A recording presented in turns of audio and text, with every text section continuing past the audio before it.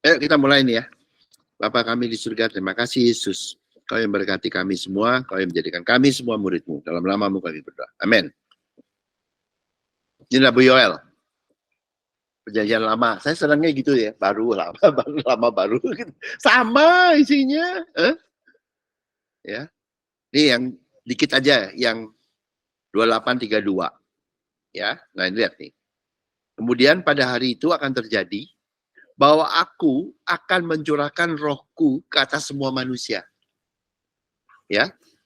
Tuh. Jadi ya, sebetulnya itu jadi untuk jadi murid Kristus itu dasarnya apa sih? Mempunyai hati Tuhan. Waktu punya hati Tuhan lu bisa ngerti, bisa melihat tuh. Itu aja. Rohku. Kalau di cuman di Roh Kudus, roh pribadi ketiga. Betul. Tapi rohku itu apa? Ya rohku. Hatinya Tuhan. Hatinya Tuhan apa? Ya Roh Kudus. Gitu loh. Yang menjalankan hati Tuhan apa? Ya Roh Kudus. Gitu loh. Ngerti nggak? Pelakunya siapa yang mewujudkan hati Tuhan? Ya Roh Kudus. Roh Kudus apa? Ya hati Tuhan. Hati Tuhan apa? Ya Roh Kudus. Gitu loh. Nangkep nggak? Kan begitu tuh kayak ada siapa tuh? Kalau di partai itu, partai tertentu, wih ditraktir Bung Karno. Saya yang jalanin tuh. Jadi keinginannya siapa yang jalanin? Orang itu. Orang itu siapa? Sama dengan keinginannya. Tuh. Ngerti nggak? Itu begitu maksudnya. Ya. Jadi kita tuh akan mencurahkan rohku. Ya toh? Ya kamu punya roh Tuhan. Betul. Tapi sebetulnya juga apa? Kamu punya hati Tuhan. Gitu loh. Murid Kristus tuh punyanya cuma satu, hati Tuhan. Seperti Kristus. Roh Tuhan ada padaku. Ya toh? Waktu di gitu. Jadi Kristus tuh punyanya apa? Murid Kristus punyanya cuma hati Tuhan. Lu punya hati Tuhan. Hati Tuhan apa? Mau mengasihimu, kamu menerima kasih Tuhan. Itu aja. Nggak ruwet-ruwet. Bukannya, belajar ya, kurikulum sampai S1. Oh, nggak cukup. S2. Oh, nggak cukup. S3. Ada loh. Lu cuma punya hati Tuhan. Mau punya hati Tuhan, kasih Tuhan. Hati Tuhan yang mengasihi. Itu. Ya. Dan Tuhan bilang, aku akan sebarin. Nanti dunia akan memiliki hati Tuhan. Di zaman akhir. Oke? Lalu berikutnya. Kepada siapa yang punya hati Tuhan nantinya sama. Yang jadi murid Tuhan. Yang jadi murid Tuhan siapa? Anakmu, laki-laki dan perempuan. Orang-orangmu yang tua. Dan turunamu. Hilang slide-nya. Ya, jadi nanti yang akan jadi masuk menerima hati Tuhan, ya, itu akan atau jadi murid Tuhan, murid Kristus, itu akan dari anak-anak, tua-tua dan muda. Kayak tadi, sama tuh. Yang muda sampai yang tua sama aja, gitu loh. Ya, jadi akan datang dari berbagai usia. Artinya semua orang, begitu. Semua orang, ya. Jadi anak-anakmu laki-laki dan perempuan akan bernubuat, orang-orangmu yang tua akan mendapat mimpi, dan turuna-turunamu akan mendapat penglihatan. Ya, Yoel 2 ayat 28. Nah, lalu di sini ya, jadi itu ini ya. Anak-anak tua dan anak muda, laki-laki dan perempuan. Jadi artinya apa? Semua orang. Yang ngerti nggak? Kayak tadi, iya kan semuanya. Tadi ya, yang saya bilang, semua toh. Dari anak sampai tua. Ini tahu nggak tadi itu ya? Yuk dikasih apa sih? Yang tadi itu sebagai murid Tuhan ya, yang serupa Tuhan. Karena murid Kristus kan serupa Kristus. Kristus serupa Bapa atau sama dengan Bapa ya. Jadi kita serupa Tuhan toh, menurut gambar rupa Tuhan. You tahu, dikasih kekuatan untuk apa? Hah? Berkuasalah. Waktu penciptaan disebut apa? Kuasailah, taklukkan atau kuasailah bumi. Ya toh? Yang kedua apa? Berkembang biak toh? Ya toh? Ya itu, diberi kekuatan untuk menaklukkan atau berkuasa. Terus dibeli apa? Diberi duit untuk berkembang biak. Benar nggak? Anak kecil memberkati 5.000 orang, jadi 5.000 orang mengerti kasih Tuhan. Itu sama nggak tuh? Yang tadi, murid Kristus. Kan dikasihnya dua tadi toh, kekuatan sama berkat toh. Untuk jadi untuk menobatkan gerejanya. Caranya menobatkan gerejanya gimana? Hah? Udah tahu nggak? Murid Tuhan memberkati gereja itu. Pakai apa? Pakai roti. Tuh. Bukan diapain, enggak. Diberkati. Itu murid Tuhan. Murid Tuhan itu akan dipakai untuk tadi. Menguasai bumi. Berkuasa atas bumi. Siapa sih bumi? Bumi. Hah?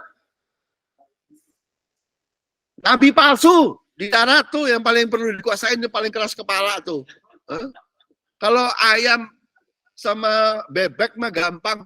Hah? Yang susah itu. Hah? Mengalahkan itu. Di bumi. Ya. Nabi palsu di mana? Di laut, di udara, atau di darat? Di darat, karena dia mesti orang. Ya, itu yang bumi. Itu menguasai bumi itu yang paling berat di situ. Tapi juga di laut, agamawi. Ada juga di udara. Itu yang angin-angin pengajaran. Itu termasuk malaikat palsu. Gitu ya. Jadi ini akan begini. Ya, semua. Jadi diberi kekuatan untuk menguasai, ya, mengalahkan, gak goyang gitu. Ya. Dan diberi kemampuan untuk memberkati dunia. Ya. Jadi gini ya. Orang kaya di dunia itu hanya misalnya kekayaannya berapa? 1 miliar. Dia hanya bisa memberkati orang lain 1 miliar. You know, sesuai kekayaan dia. Murid Kristus bisa memberkati dunia tak terhingga. Karena dia berikan berkat kerajaan surga. Dia sendiri gimana? Ya pokoknya berlimpah. Tapi hebatnya di situ, murid Kristus lebih kaya dari orang paling kaya di dunia. Karena orang kaya di dunia hanya bisa berkati sesuai kekayaan dia. Murid Kristus bisa memberkati sesuai kekayaan Tuhan. Makanya kalau you bingung ya, baca ya. Kalau orang dunia pikir, Yusuf, dia pun murid yang dipakai Tuhan. Kok kalah ya kaya sama Firaun? Memang lu nggak ngerti. Yang bikin Firaun kaya tuh Yusuf. Lu tahu nggak? Firaun tuh apa? Paling kaya di dunia. Ngerti nggak lo? Lo ngerti nggak? Kalau orang nggak ngerti, Yusuf kalah sama Firaun. Kalau yang ngerti bilang, yang bikin Firaun jadi paling kaya di dunia itu namanya murid Tuhan. Namanya Yusuf. Yang ngerti nggak bedanya? Karena orang paling kaya di dunia hanya bisa memberkati itu paling-paling separuh kekayaan dia. Kan begitu toh? Murid Kristus bisa memberkati dengan kekayaan kerajaan surga. Itu hebatnya. Bisa bikin orang lain lebih kaya dari yang paling kaya di dunia. Itu kemampuannya murid Tuhan. Murid Kristus. Karena dia berkatinya kerajaan surga. Ya. Oke, berikutnya. Nah ini ya. Dia akan bernubuat.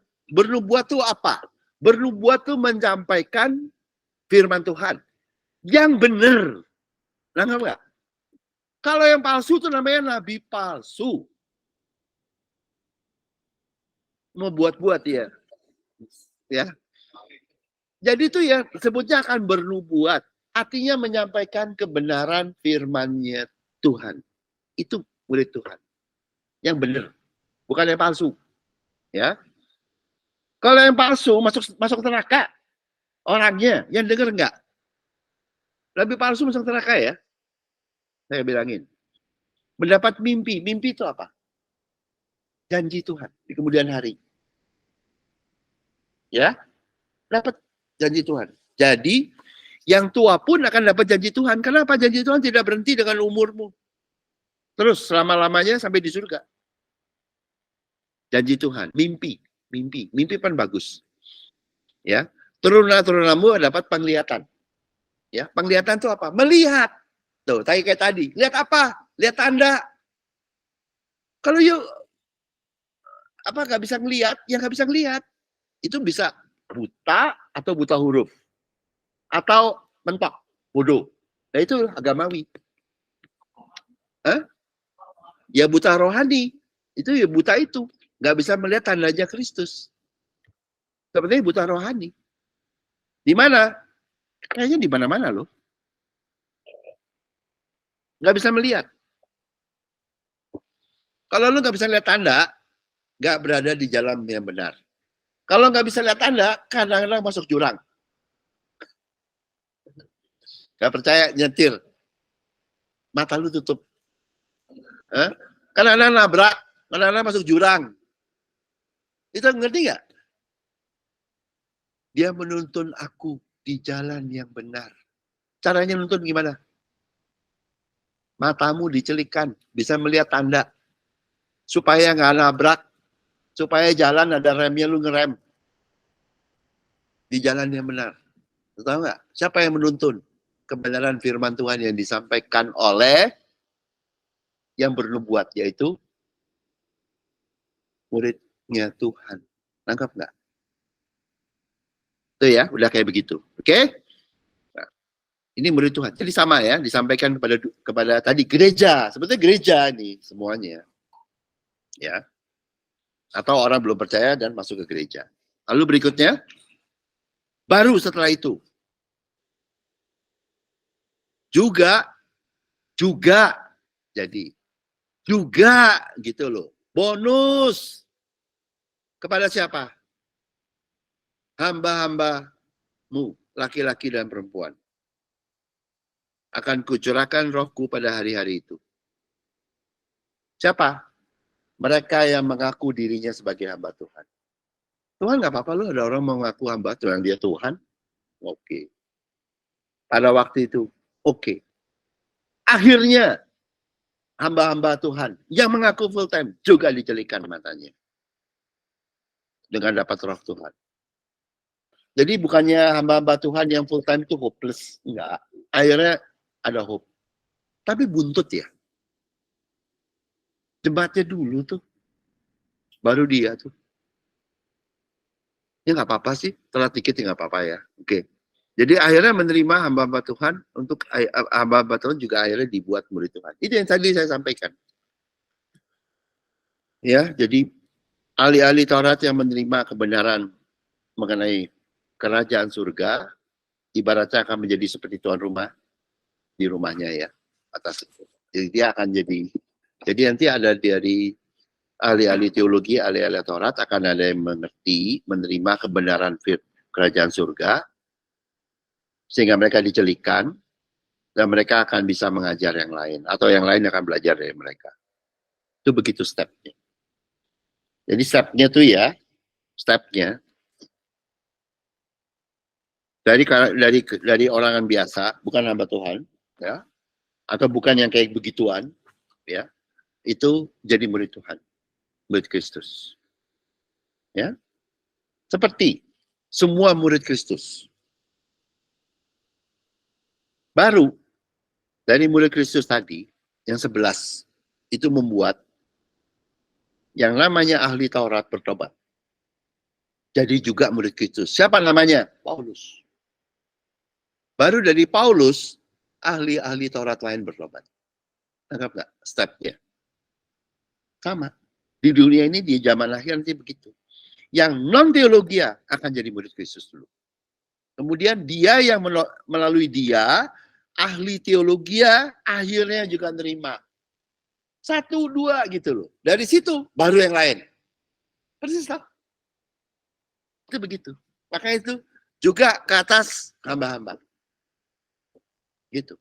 Duluan yang non teologia menjadi murid Kristus. Seperti waktu murid Tuhan. Yang teologia itu si Paulus. Tapi akhirnya juga Paulus belakangan toh. Dari Paulus baru yang lain. Ya, tangkap ya. Di zaman akhirnya juga begini.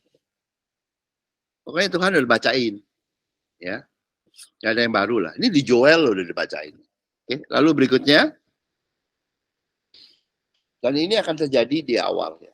Nah, baru di 30 dibilangin, aku akan mengadakan mujizat-mujizat di langit dan di bumi. Darah dan api, gumpalan-gumpalan asap, seperti Sodom Gomora ya. Matahari akan berubah menjadi gelap gulita dan bulan menjadi darah sebelum datangnya hari Tuhan yang hebat. Jadi di zaman akhir maka masa kesukaran besar akan tiba. Ya, nggak bisa dihindarkan. Hukum Taurat akan menghantam. Ya, siapa yang kena? Semua. Ya, yang bergantung pada hukum Taurat akan dihajar oleh hukum Taurat. Ya, tapi ada yang nggak kena. Itu, ya, seperti itu. Siapa yang nggak kena? Nah, di sini disebutin. Ya, makanya Tuhan memberikan kasihnya ini untuk ini. Lalu berikutnya di ayat 32, Yoel 2. Dan barang siapa yang berseru kepada nama Tuhan akan diselamatkan. Ya. Nama Tuhan. Saya tanya ya, di sini tahu nggak nama Tuhan siapa? Yang sebut nama Tuhan, sebetulnya itu jabatan Tuhan. Pak Daniel namanya Daniel. Siapa yang kasih nama Daniel? Orang tua Yu. Kalau Tuhan nggak ada penciptanya. Siapa yang kasih nama dia? Nggak ada. Kalau orang bilang Yahweh, you pikir nama Tuhan Yahweh dari awal. Saya kasih tahu. Sewaktu Tuhan ada, bahasa Ibrani belum ada. Saya kasih tahu. Waktu Tuhan ada, tulisan YHVH itu nggak bisa nulis. Belum ada. You pikir Ibrani ada dulu sebelum Tuhan? Lu pikir nggak orang teologi itu? Otaknya nggak jalan. Pikir nggak? Duluan siapa? Jawab. Tuhan ada dulu atau bahasa Ibrani ada dulu? Lah ya nggak bisa kalau namanya pakai Ibrani. Iya, jabatan. Dia tuh cuma kasih tahu jabatan. Jadi namanya tuh Yahweh. Yod-Vav ini. Tanganku mati di kayu salib. Artinya aku yang menguduskan. Yod-Hei, Vav-Hei, Ha, Grace. Aku yang memberkati. Ya hari ke-7. Yahweh itu artinya apa? Akulah Tuhan hari ke-7. Akulah Tuhan yang menguduskan dengan tangan mati di kayu salib. Dan aku yang memberkati. Itu Yahweh. Tuhan hari ke-7. The Lord of the Sabbath. Nah, jabatan. Lain ya. Jabatan. Jehovah Nisi. Itu apa? Jabatan. Tuhanlah kemenanganku. Jehovah Jireh. Itu apa? Bukannya lahir ada yang kasih nama Jehovah Jireh ya. Tobing itu nama tuh dikasih sama orang tua. Tuhan dulu. Jabatan. Jehovah Rafa. Ngerti nggak? I am that I am. Itu jabatan dia. Gitu loh. I have mercy on whom I have mercy. Yesus. Yesus dari kata ibu, karena di bumi. Di surga nggak ada namanya. Kristus itu jabatan. Kristos, yang diurapi, yang diutus. Kalau bahasa Yunaninya, Kristos. Kalau bahasa Ibraninya jadi Mesias. Itu jabatan. Ngerti nggak? Kalau kamu jadi direktur, itu jabatan. You tahu nggak namanya semua jabatan? Immanuel, jabatan. You tahu nggak? Yesus punya nama yang hanya Yesus ketahui. Nggak ada nama. Di Wahyu disebut. Kalau gelar ketahuan, jabatan. Nama Tuhan, jabatan. Yang bergantung pada kasih Tuhan, yang bergantung pada namanya, yang bergantung pada posisi jabatannya, akan diselamatkan. Dia ngerti nggak? Semua itu jabatan, namanya semua. Ini Shalom, damai, yang bawa damai, itu jabatan semua, fungsi-fungsi. Kayak orang, saya komisaris, saya dirut, gitu, saya manajer, itu fungsi, jabatan. Bukan nama. Lucifer, nama. Karena dia diciptakan. Gabriel, nama. Ngerti ya? Nah, makanya Roh Elohim, Roh Kudus, itu jabatan ya. Rohnya Tuhan, loh. Hatinya Tuhan, itu fungsinya dia. Bukan ada yang ciptain dan dikasih nama roh gitu. Enggak gitu lah. Nah, ngerti ya? Ya ngerti nggak? Trinitas nggak ada nama. Dan nggak pernah sebut namanya. Jadi dia beri nama diri sendiri, tapi nggak pernah sebut karena nggak pernah self. I am that I am. Itu jabatan dia, gitu loh. Aku ya aku, gitu, gitu loh. Dia nggak sebut namanya. Kalau nama tuh Dewi, Daniel, itu nama. Kalau di Ruth penyelamat itu bukan. Fungsi atau jabatan, dia ngerti nggak? Trinitas tidak punya. Nggak ada nama. Kenapa? Nggak ada penciptanya. Sebetulnya dia ada nama. Cuma dia sendiri. Dan karena dia nggak ada self, disebutnya nggak ada yang tahu. Ngerti nggak? Saya kasih tahu ya, Yesus punya nama disebut di Wahyu yang hanya diketahui oleh Yesus sendiri. Karena dia nggak ada pencipta. Dia kasih nama sendiri. Tapi dia nggak pernah pakai. Bapak pun nggak tahu. Karena dia nggak pernah show. Nggak ada self, nol. Tahu nggak? Hebat nggak? Begitu tidak pernah self. Karena dia butuh nama apa untuk menonjolkan dirimu atau mengenal dirimu. Dia nggak pernah pakai, nggak ada yang tahu. Yang tahu apa ya dia sendiri, nggak pernah pakai. Yang ada jabatan. Jabatannya apa? Memberkatimu, mengasihimu, menyertaimu, menguduskanmu. Tuh hebat nggak Tuhan? Itu jabatan dia. Berseru kepada nama Tuhan akan diselamatkan. Tuhan sebagai penyelamat. Ya, jadi gitu ya. Jadi yang bergantung pada kasih Tuhan yang akan menyelamatkan, kau diselamatkan. Itu aja. Makanya kadang-kadang orang bilang, saya percaya kepada Yesus Kristus. Kristus. Tapi lu tuh bergantung pada perbuatan diri sendiri. You are not consistent. Kalau you bergantung pada Kristus, kamu bergantung pada perbuatan baik dari Kristus. Kalau kau bergantung pada teologi, kau bergantung pada perbuatan baik manusia. Dan kalau kamu preaching, manusia berbuat baik, kau disebut di Bible munafik. Tahu nggak? Kenapa? Kamu gagal, kok enak aja ngajarin orang berbuat baik. Kalau Tuhan boleh loh, tapi dia sendiri nggak begitu, bergantung pada dia, karena kamu pasti gagal. You understand? Itu begitu. Ya, bergantung pada nama Tuhan, bukan perbuatan baikmu, diselamatkan. Ya, jadi yang bergantung pada kasih Tuhan diselamatkan itu apa? Selamatinya nih ya, bergantung pada kasih Tuhan seperti ini. Lepas dari tadi. Ya. Setiap orang yang dipanggil Tuhan akan termasuk orang-orang yang terlepas. Terlepas dari apa? Dari penderitaan, masa kesukaran besar. Di bumi loh.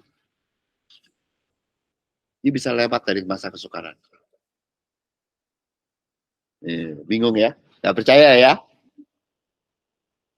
Bingung toh? Ya dunia banyak penderitaan. Begini mana bisa sih orang gak ada lepas dari masa kesukaran gitu ya? Iya, nanti sampai lu ngalamin baru lu tahu. Susah kalau dijelasin. Sampai kamu ngalamin, kamu happy, baru kamu percaya. Tapi Tuhan bilang, janji Tuhan, itu. Tuhan cabut penderitaan darimu. Tuh. Hebat nggak Tuhan? Itu kayak gitu. Ya, lalu berikutnya.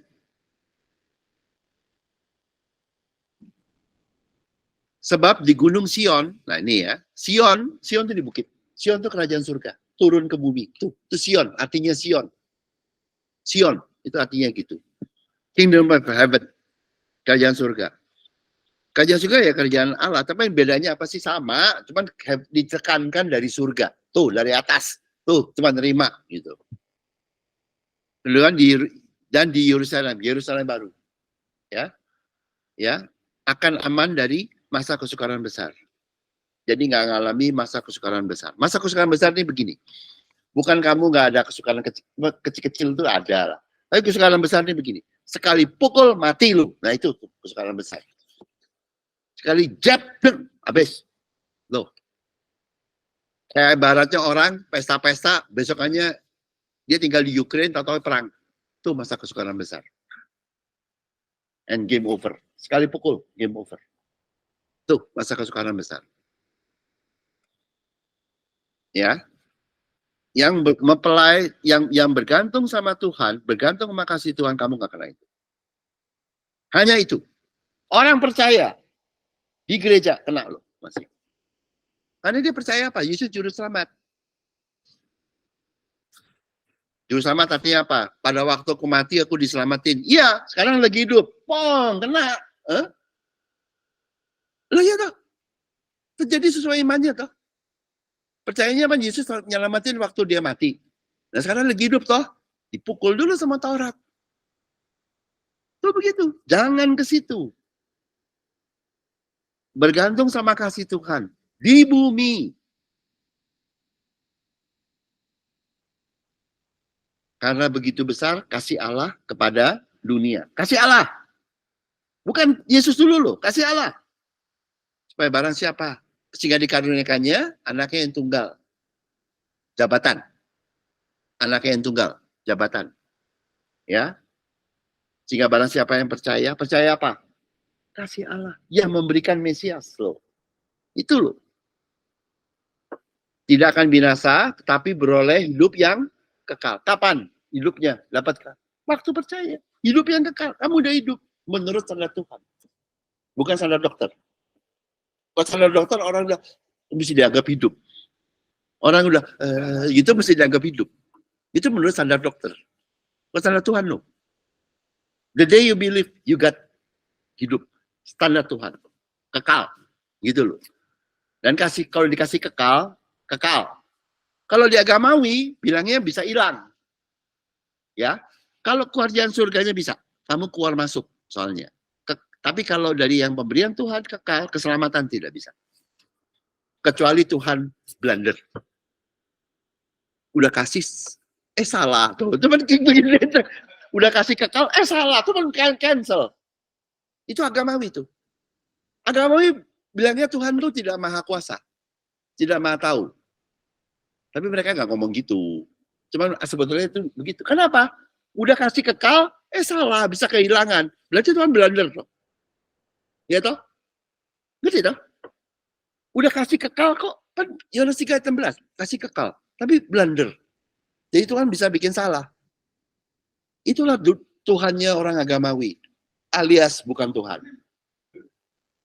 Nggak tahu siapa. Bener nggak? Berani bilang keselamatan hilang. Berarti artinya bilang Tuhan bisa bikin salah.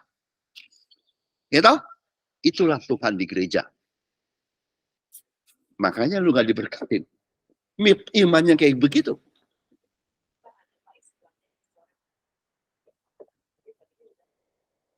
Mana ada di ayatnya. Berarti Tuhan bikin salah toh. Udah nulis. Lu kira. Kalau saya sering nulis salah. Kalau bilang nyoret berarti Tuhan salah loh. Iya. Berarti Tuhannya salah. Artinya. Tuhan bikin blunder. Bukan maha tahu. Bukan maha. Iya toh. Iya toh. Artinya Tuhan yang dia percaya bukan Tuhan. Artinya kalau terusin gak selamat lo. Bener gak? Lu percaya siapa? Tuhan bisa blunder. Berarti lu bukan percaya Tuhan. Oh, lu main-main lo. Hati-hati lo. Hidup. Makanya banyak orang nanti ya kita liatin. Nanti kayak gitu ya. Ini karena ini. Selamat. Nah ini yang disebut di slide berikutnya. Itu jemaat di Philadelphia. Gereja Philadelphia. Ya. Disebut. Karena engkau menuruti firmanku. Firmanku. Ya. Firmanku. Firmanku. Ya. Kasih Tuhan. Mesias. Ya. Untuk tekun menantikan aku. Maka aku. Jadi dia gereja Philadelphia itu bergantung pada Tuhan yang bekerja. Kristus yang bekerja. Maka aku pun akan beli engkau dari hari pencobaan yang akan datang di atas untuk engkau. Jadi dia nggak kena masa kesukaran besar. Siapa? Satu gereja. Gereja Philadelphia. Yang 6 yang lain kena. Kenapa? Yang 6 yang lain bergantung pada bukan Kristus. Bergantung pada diri sendiri, perbuatan baik, segala macam. Yang hanya satu. Karena engkau menuruti firmanku. Firman, saya ganti ya. Kunya tuh ya. Mesias. Aku yang diurapi, aku yang diutus. Ngerti nggak? Firmanku. firman Mesias, aku yang diurapi, aku yang bekerja, aku yang diutus. Tangkap nggak? Bergantung pada dia. Itu. Dan untuk tekun menantikan aku, ganti ya, menantikan Mesias yang bekerja, yang diutus, yang diurapi. Bukan kamu, bukan pendeta, bukan gereja, bukan apa. Oh, lain nggak? Yang Mesias yang bekerja. Maka Mesias pun yang diurapi, yang diutus, yang akan melindungi engkau dari hari pencobaan. Tangkap enggak? Tuhan yang bekerja, Kristus yang bekerja. Gak kena. Yang akan datang atas seluruh dunia. Semua kena. Kecuali yang bergantung pada kasih Tuhan melalui Mesias. Untuk mencobai mereka yang diam di bumi.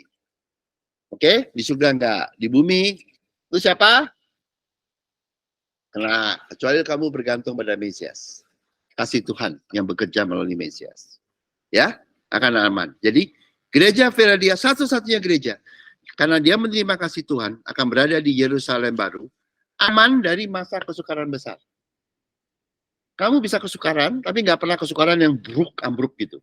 Kamu bisa kesukaran, tapi bukan air bah. Kamu bukan kesukaran gitu. Ya.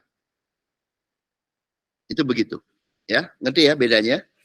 Makanya kalau itu baca itu jabatan, firmannya. Firman apa? Mesias, Kristus. Yuk baca deh ayat Alkitab. Kristus. Cuman dunia agamawi pikirnya Kristus tuh kayak Simanjuntak, kayak Tobing gitu loh.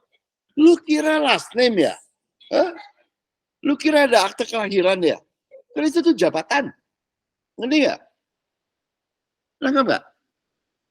Bukan saragi ya? Nangkap nggak? Kristus itu jabatan. Dia yang diurapi, dia yang diutus, dia yang kerja. Nangkap nggak? Kalau percaya, saya berbuat baik, tapi saya percaya Kristus. Lu nggak konsisten. Kalau lu percaya Kristus yang berbuat baik. Itu artinya Kristus. Kalau lu pikir Kristus tuh kayak Tobing last name gitu ya lain. Hah? Kamu yang berbuat baik segala, ngerti nggak? Gue ngomongin tuh banyak di agamawi, itu nggak konsisten di teologi semua. Dianggap Kristus tuh kayak last name. Kayak gue nih, Harjo gitu last name. Gue cuma ciptaan lo, itu jabatan lo. Percaya Kristus, tapi percaya perbuatan baik. Ya Tuhan yang nentuin kamu selamat apa enggak. Ngerti nggak? Karena nggak konsisten. Mana ya? Itu namanya di hak penghakiman yang tahu teman Tuhan. Banyak orang begitu. Percaya perbuatan baik, tapi percaya Kristus. Kalau percaya perbuatan baikmu, berarti nggak percaya Kristus. Tapi saya percaya Kristus. Selamat nggak ya? Udahlah nanti hari penghakiman baru tahu lu. Ngerti nggak? Tony ngerti toh? Gak konsisten toh? Tapi bukan saya nentuin, yang nentuin kan Tuhan. Cuman kalau salah kan masuk neraka. Ya sebagian masuk neraka. Nanti kita lihat. Ya, tipis. Kambing sama domba tipis. Bedanya di mana? Di Kristusnya. Ini bukan saya ngomong tajam ya. Di sini kan udah enggak. Tapi saya kasih tahu loh kenapa ada penghakiman. Karena tipis. Hitam sama putih. Tipis. Oke, lalu berikutnya ya. Nih lihat nih ya. Nih ya. Di Matius 25 nih. Ya, yang Matius 25 gadis bijaksana sama gadis yang bodoh. Mohon maaf, jangan tersinggung kalau dibilang gadis yang bodoh. Oke? Karena Alkitabnya ngomongnya begitu. Ya. Ya. Nah, sebut. Jawab gadis-gadis yang bijaksana. Tidak, nanti tidak cukup untuk kami dan untuk kamu. Lebih baik kamu pergi kepada penjual minyak dan beli di situ. Jadi gini, gadis yang bodoh itu mau beli minyak dari gadis atau minta minyak dari gadis yang bijaksana. Jadi gadis yang bodoh itu selalu bergantung pada minyak orang lain. Lu doain gua dong. Selalu begitu tuh, yang bodoh. Bergantungnya. Sama siapa? Ini sama teman. Tapi nggak hanya sama itu. Dia sama pendeta juga bergantung nanti, toh. Ya toh? Itu sifatnya yang bodoh. Bergantung pada manusia yang lain. Ya toh? Itu begitu. Itu sifat. Yang bijaksana bilang, no, kamu jangan beli dari saya bukan Tuhan. Saya tidak bisa memberikan itu. Emang lu pikir gue Tuhan ya? Tuh, kan begitu kasarnya kalau ngomong. Lu belinya dari tempat lain, gue bukan gue deh. Itu loh maksudnya. Tidak cukup untuk kami, dan untuk kamu. Nggak bisa, gue dapat dari Tuhan. Tuhan tuh kasih untuk saya. Begitu loh. Kalau mau kasih Tuhan ya bisa. Habis itu saya lompat. Bukan, saya pindah ayat. Akan tetapi waktu mereka sedang pergi untuk membelinya, datanglah mempelai itu. Jadi Yesus datang sebagai jabatan. Sebagai mempelai pria. Sebagai mempelai pria, datang sebagai jabatan kepada siapa? Mempelai wanita. Mesias sebagai yang mau diselamatkan. Mengerti nggak? Mengerti ya? Mesti gitu. Dia pakai jabatan. Datangnya sebagai jabatan mempelai pria. Ya. Dan mereka yang telah siap masuk bersama-sama dia ke rumah perjamuan kawin untuk diberkati. Lalu pintu ditutup. Jadi gadis yang bijaksana, ya, sedia, adalah yang menerima kasih Kristus. Ya tahu? Mereka yang berada di ruang perjamuan dengan mempelai pria dan akan aman dari masa kesukaran besar. Jadi dia bergantung pada kasih Tuhan, kasih Kristus. Karena itu dia masuk ke dalam perjamuan mempelai pria. Karena itu dia selamat dari masa kesukaran besar. Ngerti nggak? Karena berada di dalam kasihnya mempelai pria. Gitu loh. Ya. Mempelai Kristus tidak kena. Jadi kalau you bergantung pada kasih, you akan lepas dari masa kesukaran besar. Ya. Begitu. Masa kesukaran besar tuh ya, kalau orang mukul tuh sekali pukul tuh perusahaan bangkrut gitu loh. Sekali pukul mati gitu loh. Itu kayak gitu tuh, kayak air bah tuh. Dan biasanya mukulnya di umur 2. Karena hukum Taurat mengampuni agak ringan lah untuk yang muda. Biasanya di umur 2. Nggak bisa balik, sekali pukul. Begini. Itu yang jangan terjadi gini. Kita kalau di you bergantung kasih Tuhan, dia akan selamat dari itu. Ini mempelai, selamat. Oke? Nah, siapa yang kena? Kemudian datang juga gadis-gadis yang lain itu, yang bodoh. Ya. Dan berkata, Tuhan, Tuhan, bukankanlah kami pintu. Jadi dia bukan telat tuh. Pintunya memang ditutup. Dia datang tuh, mesti ditemuin loh. Tapi ia menjawab. Jadi mempelai itu menjawab. Aku berkata, sungguhnya aku tidak mengenal kamu. Ini bukannya, kalau di teologi bilangin, oh Tuhan, Tuhan gak kenal. Berarti Tuhan lupa. Tuhan maha tahu. Loh, enggak loh, ini sebagai mempelai. Nggak kenal. Ngerti nggak? Bukan sebagai Tuhan. Sebagai Tuhan dia tahu. Kamu tahu apa? Kamu bodoh. Dia tahu. Gitu loh. Tapi sebagai mempelai pria, dia nggak kenal. Artinya, gadis yang bodoh, gadis, gereja yang bodoh, dia nggak kenal. Sebagai mempelai pria. Sebagai Tuhan tahu. Sebagai Mesias tahu. Nah apa? Jabatan. Sebagai jabatan mempelai pria, yang memberkati mempelai wanita di bumi, dia nggak ada. Dia nggak kenal. Karena itu berjaga-jagalah, sebab kamu tidak tahu akan hari maupun saatnya. Karena masa kesukaran besar akan datang, nggak kaget-kaget. Gadis yang bodoh akan ngadepin. Pestalah kamu. Nanti sekali pukul, bang, kelenger. Begitu. Jadi gadis yang bergodo itu bergantung pada apa? Minyak palsu. Kenapa dia nggak masuk? Bukan karena telat pintu. Kan mempelai pria masih ketemuin. Kenapa dia nggak masuk? Dia pembeli minyak dulu. Tadinya kan minta minyak dari gadis yang bijaksana. Nggak dikasih karena gadis benar, oh nggak bisa. Gitu. Ini dari Tuhan buat saya, bukan buat kamu. Mau jadi mempelai, lu jadi aja sendiri. Bukan dari gue, nggak bisa bikin kamu jadi mempelai. Tapi dia bilang, si gadis yang bodoh itu kan pergi ke gurunya untuk beli minyak toh.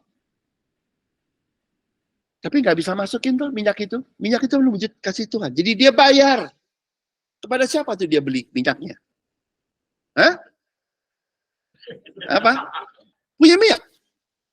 Tapi nggak bisa masuk. Artinya minyaknya benar atau palsu? Hah? Sampai. Nggak masuk. Kan ketemu ngomong. Ketemu ngomong. Tapi nggak bisa masuk. Berarti minyaknya yang palsu, bukan telat. Minyaknya palsu. Ya toh? Terus minyak palsu itu dapatnya dari mana? Dari penjual minyak. Kalau penjual minyak minta duit nggak? Nah, dia bayar harga untuk dapat minyak palsu. Itulah teologi bayar harga untuk dapat minyak palsu. Ngerti nggak? Nanti lu kecelainya besar-besaran besar. Iya kan? Kan penjual minyak, berarti bayar loh. Iya toh? Dia beli minyak, tapi minyaknya dari orang itu. Tapi nggak bisa masuk ke perjamuan. Artinya minyaknya palsu. Salah supplier. Nah, itu disebutnya bodoh. Gadis yang bodoh bergantung pada minyak palsu. Mereka akan menderita dan mati pada waktu air bah, masa kesukaran besar, tetapi tetap selamat. Disebutnya itu kan tidak tahu harinya. Dia nggak disebut neraka, enggak. Jemaatnya. Nangkap ya? Mereka bodoh, kenapa bodoh? Bukan karena IQ-nya mentok, bukan. Karena Tuhan kasih minyak gratis, mereka suka beli dari pendeta yang jualan minyak tapi mesti bayar. Bodoh nggak? Udah bodohnya 2 kali ya. Lu bayar sesuatu yang gratis, kedua yang lu bayar itu palsu. Makanya dua gadis yang bodoh, gereja yang bodoh, jemaat yang bodoh. Beri barang palsu, tapi bayar. Padahal yang asli dikasih gratis. Bodoh nggak? Iya, bodoh. Ya, itu jemaat gereja agamawi. Bodohnya 2 kali ya. 2 kali ya bodohnya.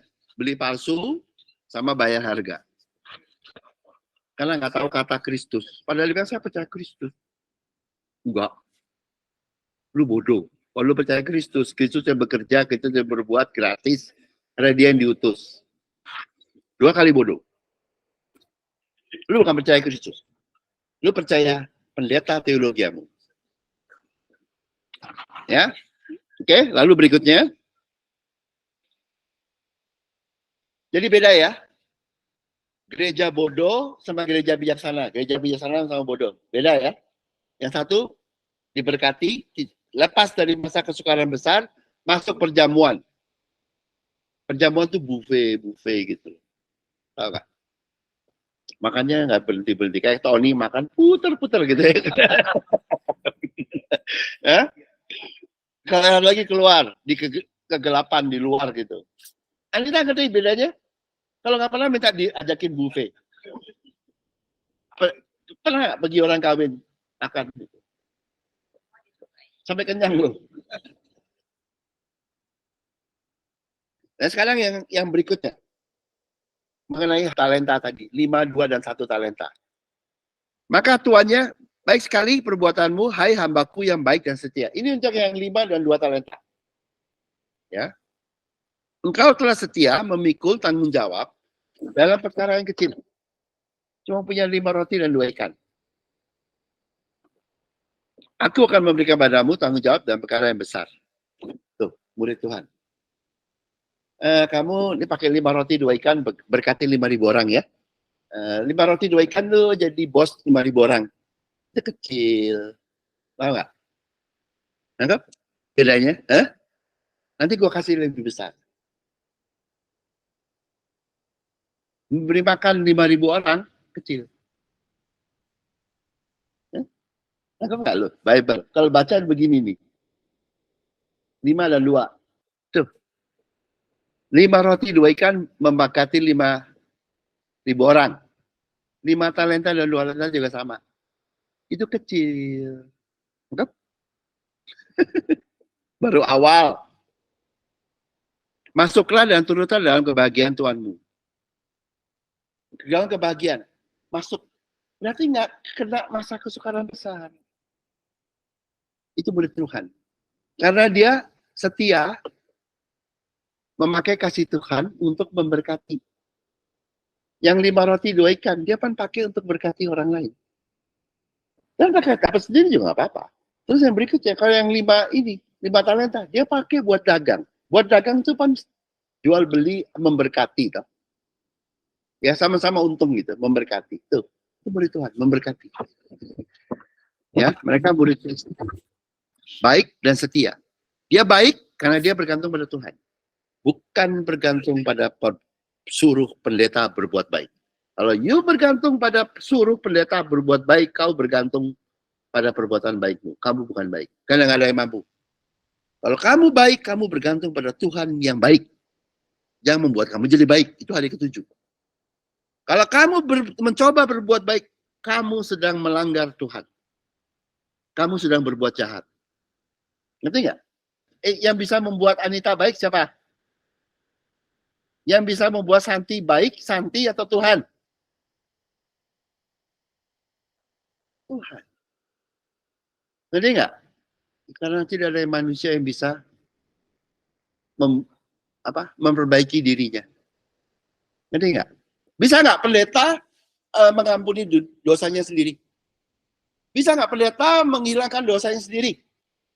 Lu kalau ada dosa lu nggak baik lu. Ngerti ya? Makanya yang baik adalah yang bergantung pada Tuhan Kristus yang membuat kamu jadi baik. Karena dia yang menguduskan, pencipta. Dia yang buat. Ngerti nggak? Lengkap ya? Bisa nggak Dewi menguduskan dirinya sendiri? Yang bisa siapa? Kristus. Udah.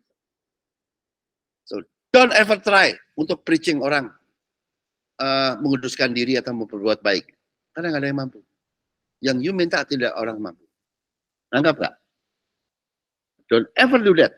Tidak ada yang mampu menguduskan dirinya sendiri. Hanya Kristus yang diurapi. Satu orang. Satu yang diurapi untuk menguduskan dunia. Kristus. Ngerti nggak?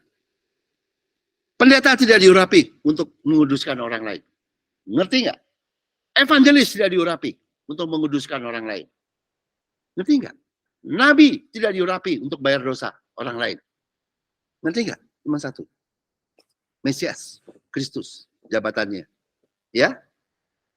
Jadi ini murid Kristus, itu dia ikut Tuhan, bergantung sama Tuhan. Makanya disebut baik. Karena dia ikut, disebut setia.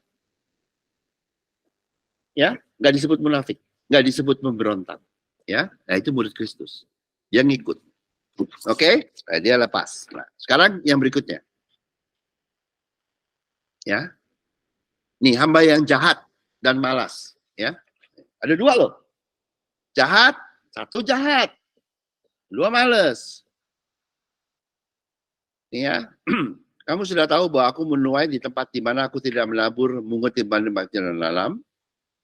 Ya, Tuhan bilang, aku menuai di tempat di mana aku tidak menabur. Dan memungut dari tempat di mana aku tidak menanam. Tuhan menuai nggak? Ini Tuhan. Menuai nggak di tempat di mana dia tidak menabur?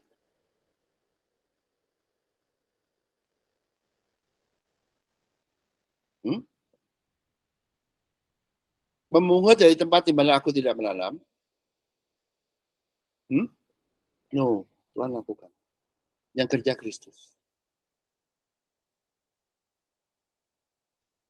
Siapa yang menanam? Kristus. Yang diutus.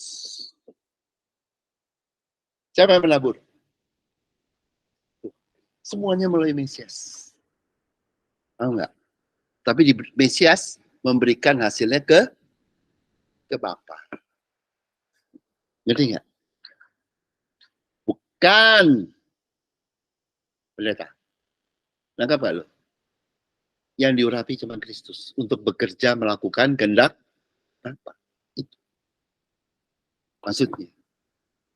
Hamba yang tidak berguna ini ke dalam ini. Jadi dia jadi hamba yang ini pikirannya begini. Saya yang kerja, bukan saya yang kerja. Artinya dia ngambil bagian Kristus. Tuhan bilang, lu tahu ya bahwa sebetulnya itu melalui Kristus, bukan saya. Karena Tuhan mengurapi Kristus untuk bekerja. Bukan lu. Ngerti nggak? Hamba yang jahat ngambil alih saya yang berbuat baik. Saya, bukan Kristus. Ngerti nggak? Itu doktrinnya. Dia yang bekerja, dia yang bayar harga. Siapa yang bayar harga? Siapa yang mati di kayu salib? Kristus. Ngerti nggak?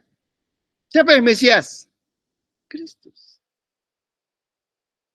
Siapa yang memberi kekuatan kepada Mesias itu Tuhan, betul ya. Tapi itu kan yang melakukan Kristus. Ini orang hamba yang jahat.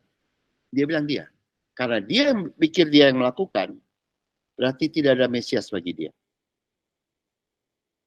Nangkap nggak? Nanti disebut jahat. Dia tetap jahat, gak ada yang ngampunin.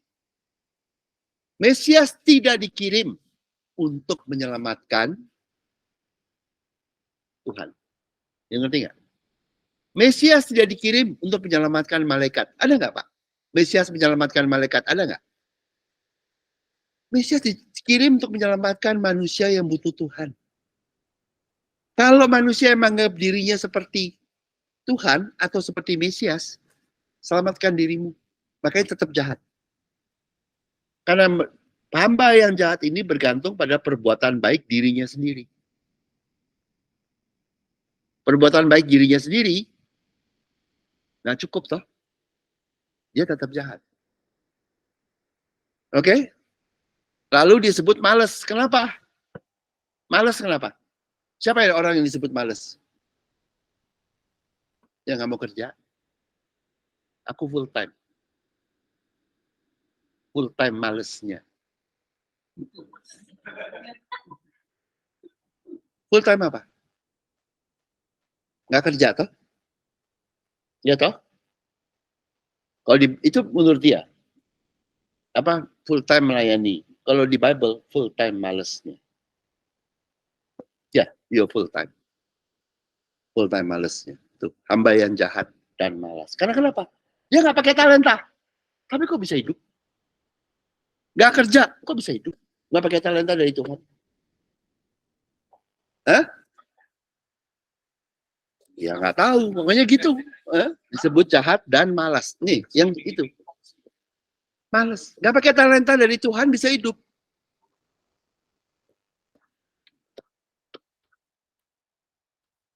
Ya, jadi hamba yang jahat adalah mereka yang memanggil dirinya hamba ya. Hamba Tuhan. Tapi mereka malas karena full time tidak kerja. Dan tidak pernah menggunakan talenta dari Tuhan untuk bekerja mencari uang. Dan disebut jahat karena mereka bergantung pada diri sendiri. Dan dia bagaimana dapat uang? Nggak kerja dapat uang, hidup bagaimana caranya? Jual minyak palsu ke jemaat bodoh. Nanggap nggak hubungannya yang pertama dan yang kedua? Minyak palsunya beli dari mana? Hah? Penjual minyak. Ngerti ya? Penjual minyak dapat duit nggak? Nggak pakai talenta. Jual kasih Tuhan. Emang lu punya? Hebat nggak? Hebat nggak? Hebatlah sekolah teologi bisa ngasilin kayak beginian. Hah? Bisa jual minyak palsu. Dapat duit tanpa talenta. Bisa punya private jet. Nggak bohong.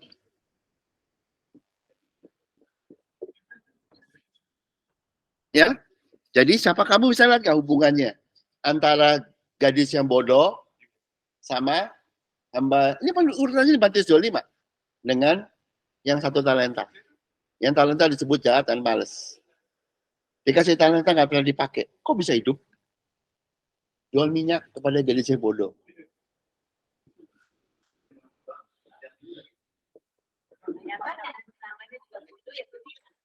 Minyaknya palsu atau asli? Palsu. Kalau minyaknya palsu berarti penjualnya nabi palsu. Nabi palsu, hukumnya masuk kemana? Neraka. Campakkanlah hamba yang tidak berguna itu ke dalam kegelapan yang paling gelap. Beda loh kata-katanya. Gadis yang bodoh cuma ada kegelapan di bumi loh. Yang ini kegelapan yang di sanalah ada peratap dan kerak gigi. Jemaatnya masih selamat sebagian. Gadis yang bodoh, disebut gadis, selamat. Apa? Yang dibohongin, menderita di bumi, tapi tetap selamat di surga. Iya betul. Gadis itu gereja, soalnya. Gadis itu gereja, lumayan. Yang bohongin apa? Jual minyak palsu. Artinya apa? Kamu hamba yang jahat dan malas. Artinya apa? Kamu nabi palsu. Terus Tuhan bilang apa? Bukan gue loh, ini Tuhan. Campakkanlah hamba yang tidak berguna. Itu ke dalam kegelapan yang paling gelap. Di sana akan ada ratap dan ketak gigi. Ya wis. Kayak di bumi loh, punya para pejabat loh. Jual minyak palsu. Tapi masuk neraka. Ya, jadi ada gereja bodoh, jemaat yang selamat, menderita tapi selamat. Yang pimpinannya palsu.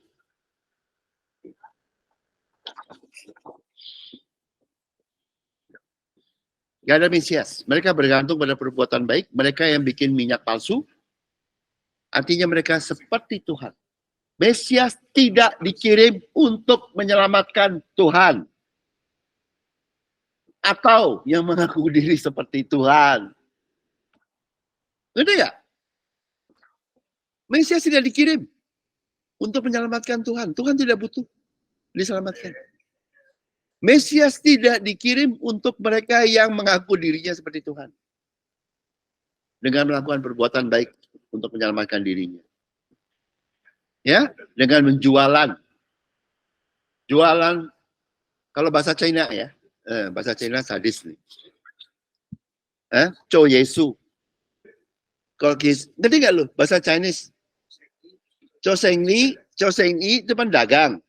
Chou Yesu, edan gak? Kerja Yesus. Oh serius lu? Itu tuh gereja-gereja edan tuh. Chou Yesu. Artinya apa? Cari uang melalui Yesus. Orang Chinese. Chou Yesu. Jadi ya katanya Chou itu kerja. Yesus. Cari duit.